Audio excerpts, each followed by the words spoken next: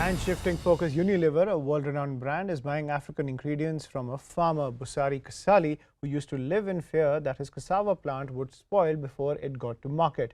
Now the Nigerian farmer says that he is extremely busy to keep up with the growing demand from Unilever. Many global companies have been grappling with rising energy and raw material costs, a consequence of the war in Ukraine. Unilever says that's why it's trying to source locally for products even if they aren't actually cheaper. Kasali's cassava plants are used for making sorbitol, a key ingredient for toothpaste, replacing supplies from China. Busari Kasali used to live in fear that his cassava would spoil before it got to market.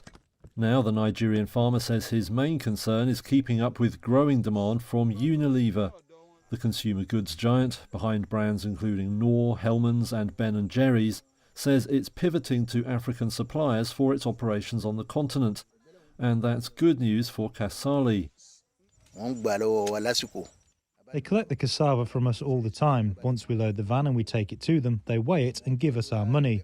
Now we are very confident to plant as much as we wish to plant because we do not have any problem selling it. We know where to sell it.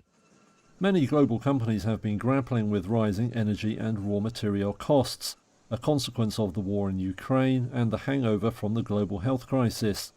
They've also faced supply disruptions and wild currency volatility, making it hard to import goods to Africa. Unilever says that's why it's trying to source locally for products sold on the continent, even if they aren't actually cheaper. Kasali's cassava plants are used to make sorbitol, a key ingredient of toothpaste, replacing supplies from China. The crop is processed by firms like Sultry International, which then supplies Nestlé and Danone, as well as Unilever.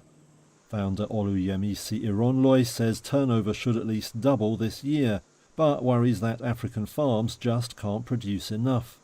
We still don't have enough. We are still operating at about 55–60% today because of raw material. So raw material is a challenge. Farmers need to be properly funded for raw material to be produced at a level at which you can increase our capacity to about 80%. Cassava producers aren't the only ones to benefit. In South Africa, Unilever is sourcing herbs and spices for products like its curry blends and stock cubes.